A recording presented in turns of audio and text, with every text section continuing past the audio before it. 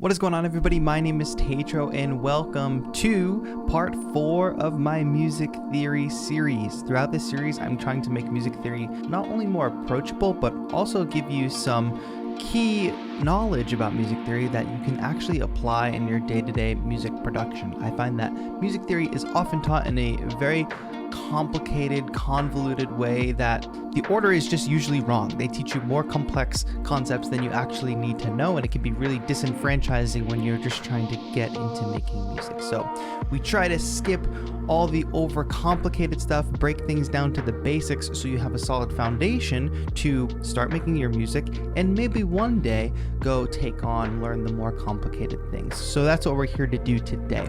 Last video, I did ask if you wanted me to cover rhythm or ear training, and the comments were pretty split. So today I'm going to focus on ear training. It actually builds off really nicely over everything we've learned in the past 3 parts, but I will do rhythm next month. And that will leave 1 more month of the year for our music theory series. So if you have suggestions on what that one last theory lesson should be, please leave it in a comment down below. Like I just mentioned, there are 3 other parts to this and they all build on each other. So if you haven't yet, go watch parts 1, 2, and 3. If you missed one, go back and refresh. If you're feeling a little foggy, go back and refresh, and there's no shame in watching these videos multiple times so you can really get the concepts hammered in, because I will reference them in today's video about ear training. Just a quick note here in the intro, I want to emphasize again that ear training is like super complex and also a very broad subject, and I'm just going to talk about my perspective of how I use ear training, and I'm going to try to explain to you this concept of ear training and how it will apply to you in your music making process and how it applies to me in my music making process. This is not a concept you just snap and understand. This is something like working out to build muscle. Like, you really have to train. That's why it's called ear training. But I promise you that if you can grasp the basic concept of ear training and you do put in the time to understand it, it is an exceptionally useful tool for you as a producer. So try to hang on through this lesson. It's a little bit more complex than what we've covered in the past, and just trust that this is going to help you a great deal if you just keep going and keep training. Today's video is going to be brought to you by Skillshare, but we'll talk about that later. For now, let's get into talking about ear training. All right, so what even is ear training? First of all, I don't want you to confuse it with perfect pitch. There are some people who have perfect pitch. They're born with it, or they train themselves to have it, where you can play any pitch on the piano and they can probably name that pitch. That's not what we're doing today. Ear training, in the sense that I'm going to be talking about it today, is a skill that I use daily in my music making process. What it allows me to do is to quickly find the key of a track that I'm playing with. Maybe I have a sample or something that's in key and it's not labeled or something. I can very easily find that using my ears. And it also allows me to recreate things like melodies and chords and recognize them in the music that I love, so that I can go recreate that in my DAW for myself. This does take some practice, so don't expect to watch this video and be able to instantly identify pitches or identify chord progressions. Use this as a foundation, but understand that you're going to have to practice it a bit to really start to be able to recognize some of the stuff we're going to talk about today. But yeah, this completely builds on everything we've talked about already, right? Because we talked about how to build a major scale, right? The secret formula: whole, whole, half, whole, whole, whole, half. I feel like I've repeated that 100 times. We've got, the space between notes, half step or whole step. Then we started talking about chord progressions. How do you build chords in that key?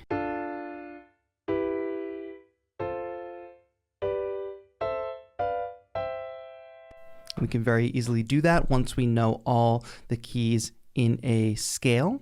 And one thing we sort of touched on in an earlier installment was intervals. Now, intervals are very key and crucial to this ear training process. So a common way to approach ear training is to start recognizing common intervals. Like, for instance, if I play something like this, many people might recognize that as the Jaws theme, but let me try something else here.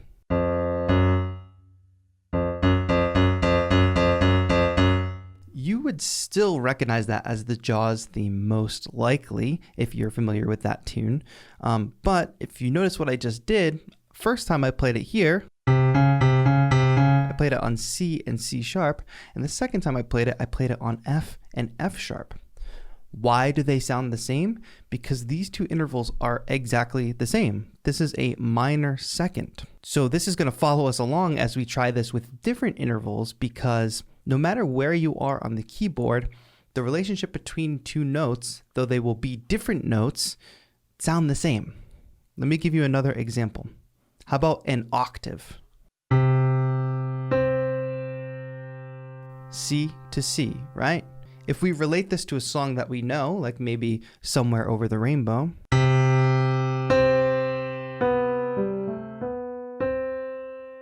we can start to recognize that interval. But again, what can I do here?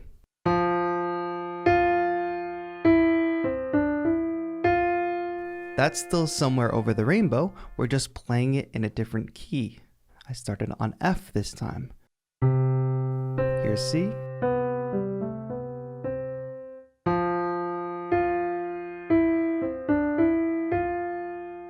So if you've ever heard of instances where singers sing a song in a different key, or people just play a song in a different key than the original, this is what it's referring to. But because you understand the system of notes, remember, it all goes back to that building a major scale formula, whole, whole, half, whole, whole, whole, half. It's all the same in every key. So when I play an octave in C, and when I play an octave in F, we can still recognize that interval. It's very distinct. And I'll give you one more example of how this is going to play into it. If I play Somewhere Over the Rainbow again, let's figure out what notes those are in the key of C. Obviously we have 1, then we have 5, 6, 7, and this is 1 again on top. So that's 1, 5, 6, and 7. Now, forget that, cleanse our ears, go back and play this in the key of F.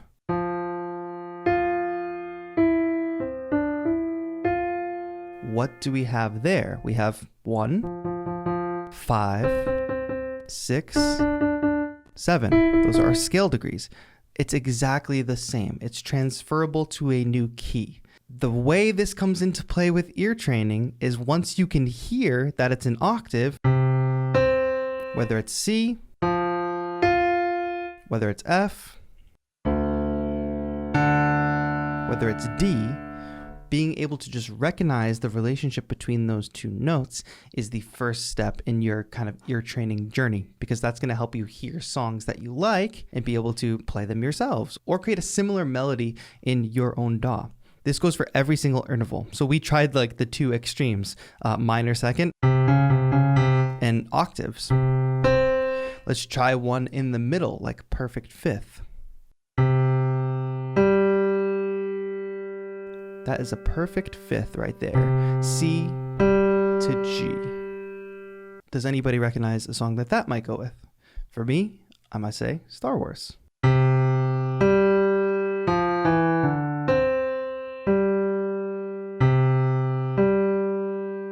So now, anytime a song, if I hear that interval, I can recognize it as a perfect fifth. Maybe if I even train my ears well enough, if I play them together, I'll hear a perfect fifth as well. Same concept applies. I can now do this in any key. Let's do this in the key of D. Here's a D major scale. Here's a perfect fifth.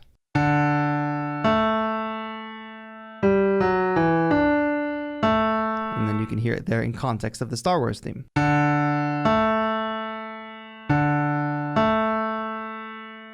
And the reason I'm relating these back to songs, the Jaws theme, Somewhere Over the Rainbow, and Star Wars, is because this is how you will start to learn to recognize these intervals. It's like if you ever did any like studying tips where you come up with an acronym to remember things. It's like that, but for music.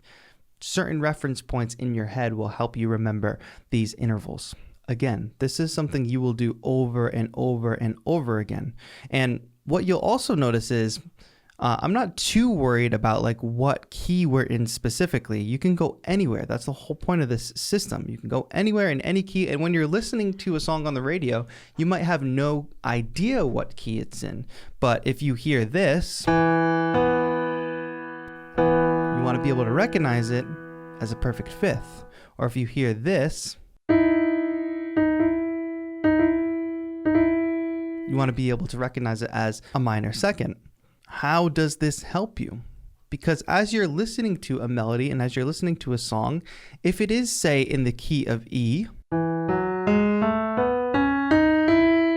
that excludes some notes. And also, what do you remember about the distance between these notes? We have a whole step, half step, whole step, whole step, half step. This clues us in because if you hear that minor second in a tune, there's only two of them in any key. So if you hear this and this, you automatically know we're in the key of E. So just starting from there, hearing those minor seconds gives you a hint as to what key the song is in. There's only two of them here.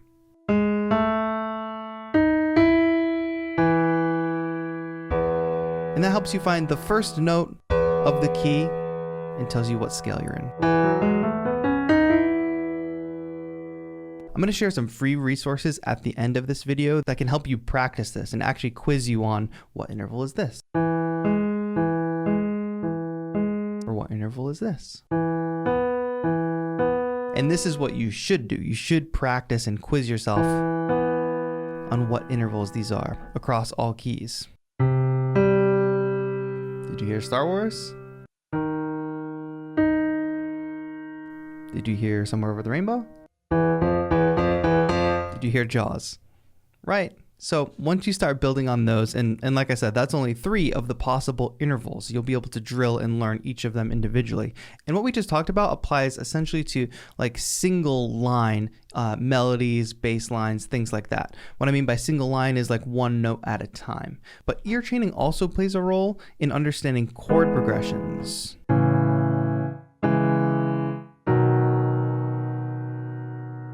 And we're going to talk about how this all relates to chord progressions right after I tell you about an amazing offer where you can go even deeper on some of this music theory stuff or even learn more about your DAW, and that is for today's sponsor, Skillshare. Skillshare is an online learning community for creatives where millions come together to take the next step in their creative journey. They've got thousands of inspiring classes in music, art, business, and more. Today, the first 1,000 of my subscribers to use the link in the description down below will get a free 1-month trial of the Skillshare Premium membership. And with that premium membership, you get access to all of the classes on Skillshare. So if you want to dive deeper into some of these music theory topics that we're talking about, there's a great music theory for music producers course taught within the context of Ableton Live. You may also want to pick up another hobby, which I've been updating you all on my painting, and I do have an update for you all today.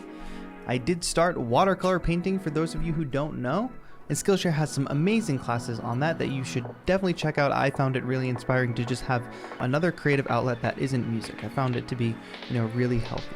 And I feel like I've been improving too. So just a little painting update for you all. But of course, if you are trying to get your music to sound super professional, get better at mixing and mastering, I do recommend you check out the How to Mix Your Music course with Young Guru, because I took that course and really improved the sound of my tracks, got it to more professional sounding level, which I know many of you out there are striving for.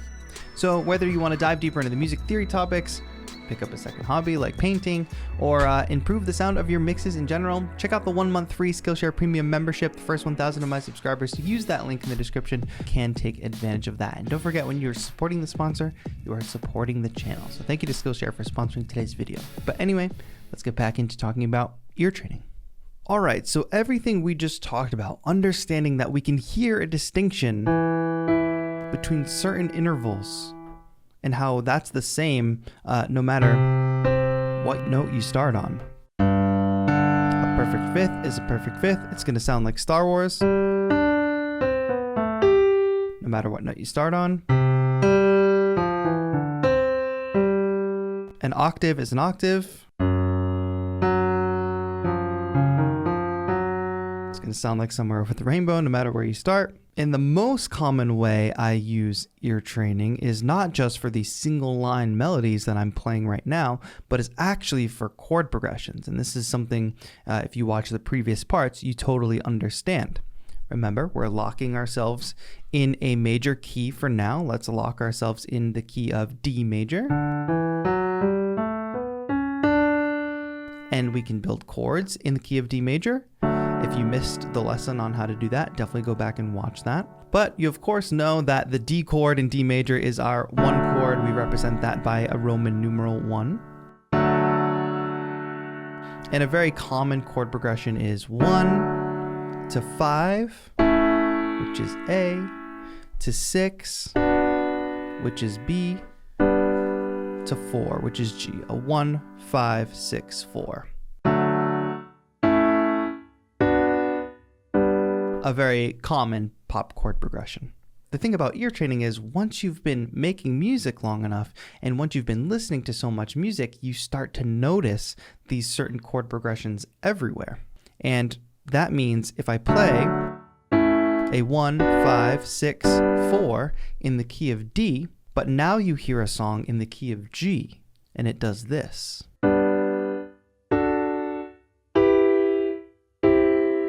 Your ear training will tell you that even though it's in a different key, even though it sounds a little bit different than what we just played in the key of D, it's the same chord progression, a 1, 5, 6, 4. And if you can recognize that, we are now in the key of G, 1.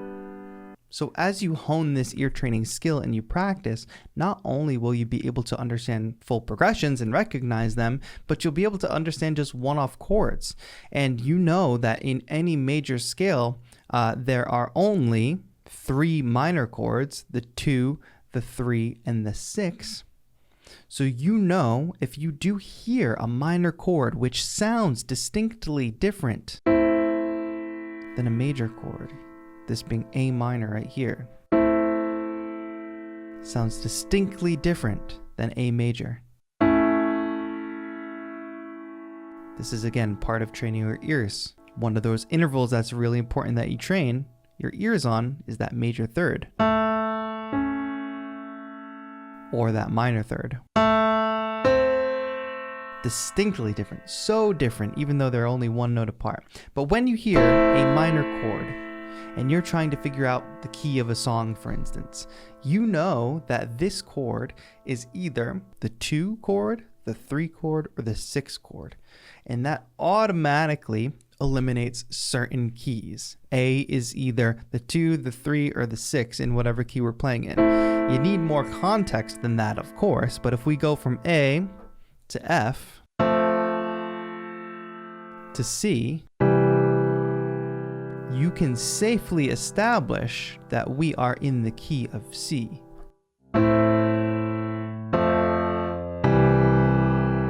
Maybe you're asking, well, why couldn't you say we're in the key of G? Couldn't this be the 2 chord in the key of G?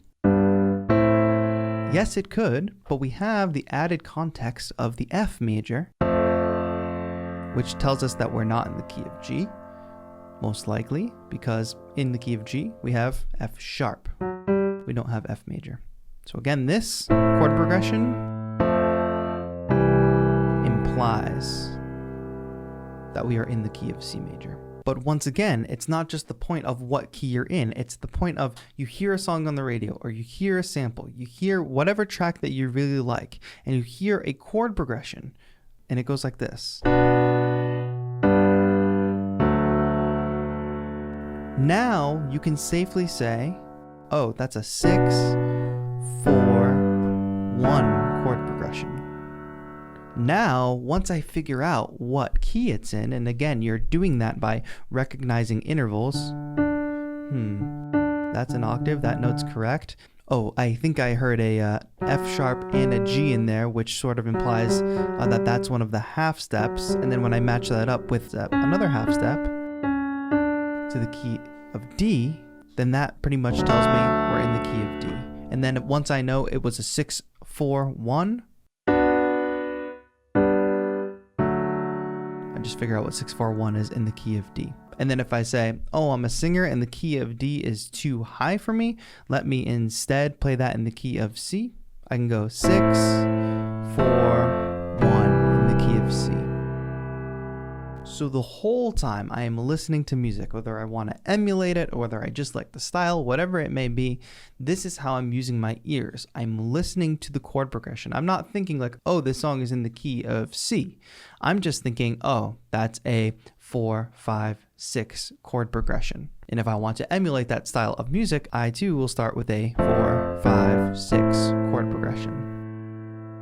All right, if you're finding this confusing, no worries. You're just embarking on this ear training journey, and it is a relatively complex thing. There are some tools out there to help you train though, because this is like working out. You have to really train yourself.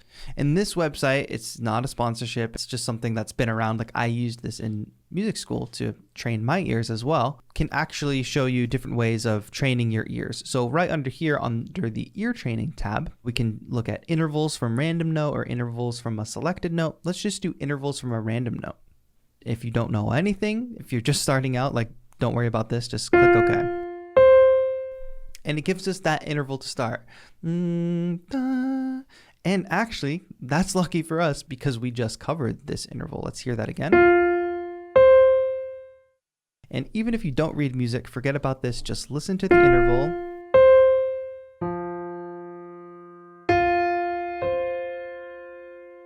That is a C, aka a perfect fifth, and I didn't realize it, but it's actually picking up my MIDI keyboard here. Let's go to the next one. I'm hearing that one as a major seventh. So if that's a B, I think that's a major seventh. Yes, okay. Do you hear it again? Don't be fooled. That's another perfect fifth. That's another major seventh. It's giving us the same one. This is one we didn't cover, but this is another common interval, perfect fourth. It sounds like Here Comes the Bride. So hopefully you get the point from those exercises. There's ways to train your ears with chords as well. This is a thing that you have to work out and practice to get good at. And suddenly it's like Neo seeing the Matrix. Once you're listening to music and you hear these intervals and you hear these progressions, you start to recognize them. It unravels a whole world for you because now you can recognize things that you like about music, transfer them into your own music, and suddenly you're making stuff that you actually like deliberately, and it's replicable. You can do it again if you want to. So I know that this was probably our most complex music theory installment yet, but please go back, watch from the beginning. Feel free to watch this multiple times or take advantage of some of those exercises. Also take advantage of the Skillshare free trial membership because there's more resources there if you want to dig deeper into some of these concepts. And we'll be back again next month with another installment. If you have suggestions for what will be our final installment in this music theory series, please let me know in a comment down below. As usual, if there's any confusion or anything like that, of course, feel free to ask questions in the comments as well. But that's going to be it. Take advantage of the Skillshare offer. When you support the sponsor, you are supporting the channel. And thank you all so much for watching. This has been TAETRO. Have a good one.